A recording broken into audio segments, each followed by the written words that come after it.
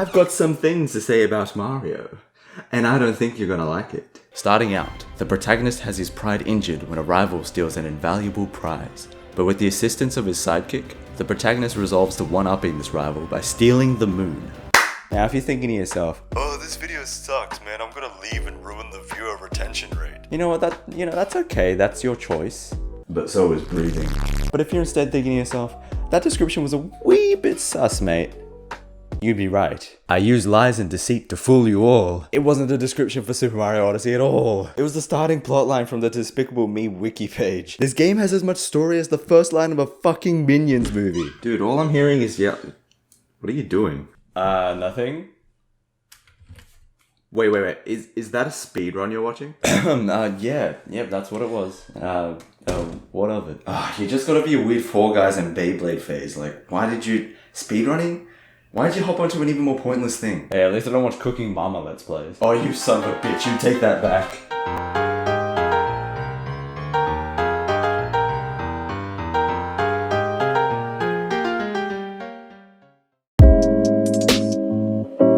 Yo, not gonna lie, Mario has one sexy ass moveset. You got your jumps, backflips, dives, cap jumps, cap dives, ground pounds, roll-ins, long jumps, homing cap throws, somersaults, and the amount of fucks I give. So if everything's great here, what's the fix? Well, there is a single, irredeemable, irresponsible, good flaw with Mario's moveset. So fatal to the gameplay experience, in fact, that I don't know how the game has functioned for so long with this in the game at all. Cap return jumps override triple jumps. Fix that shit.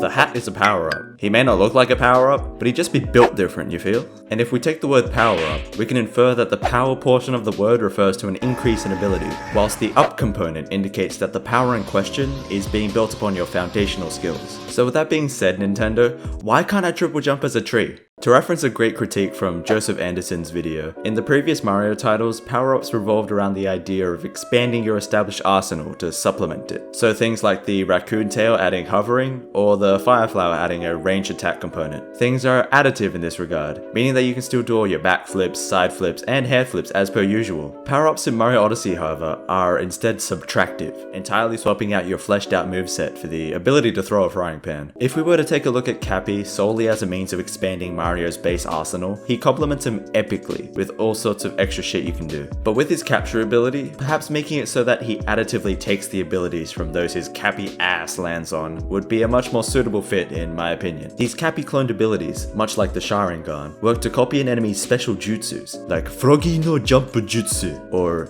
Being a Leg of a Ham no Jutsu.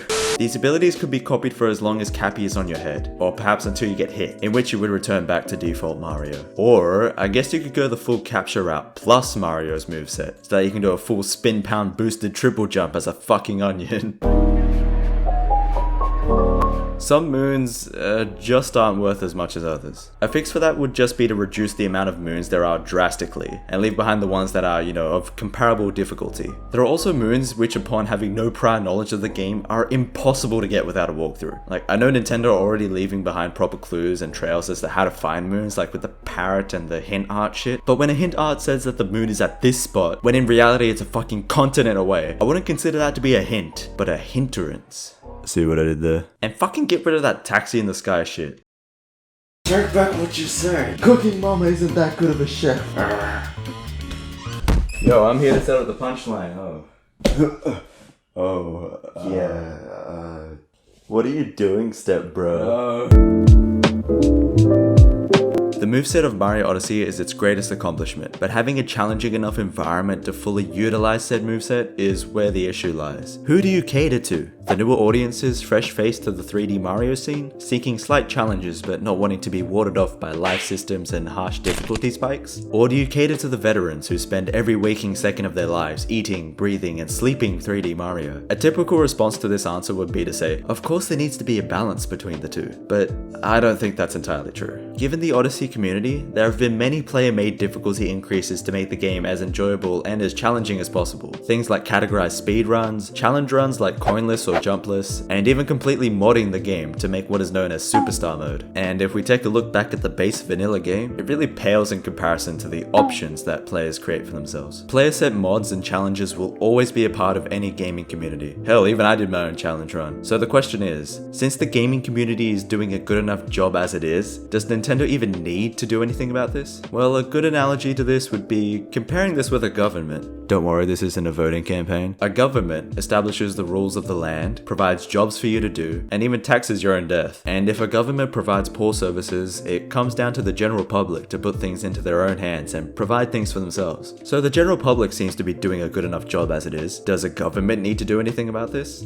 Does Nintendo? Whether or not the people of a gaming community or a governed one seem to be doing well, it's up to those in charge to make sure their people can be doing the best that they can be. So what does this mean for Mario? This is just a really long-winded way of saying, spice things up, Nintendo! I saw this comment from Joseph Anderson's video which says, I was actually enjoying Odyssey. Then at the end, I realized that there wasn't a single moon I actually felt like going back to get again. How sad is that? Other than joining the speedrunning community, there is no real incentive or motivation to jump back into the fray again after beating the game. I mean, you already have the groundwork in place, Nintendo, at the very beginning with these choices of baby mode and Weenie Hut Juniors. Let's do something that most people in power and even governments are afraid to do. Listen to their community. Let's take into heart what fans have already made and contributed to your game. Let's add in that superstar mode and those speedrunning options, that new game plus section, and create new branching experiences that don't just land in the disappointing middle ground, but provide options for all sorts of players. At first for this section of the video, I was just going to give my own level design input given my experience with creating games for myself, but I admit this is severely out of my wheelhouse. The devs of this game have already done more than I could accomplish in a lifetime, let alone just the 3 years it took to develop. So I can only simply implore, with hindsight in one hand and spewed out thoughts in the other, to just learn from the community. You already have a great game, but let's make it better.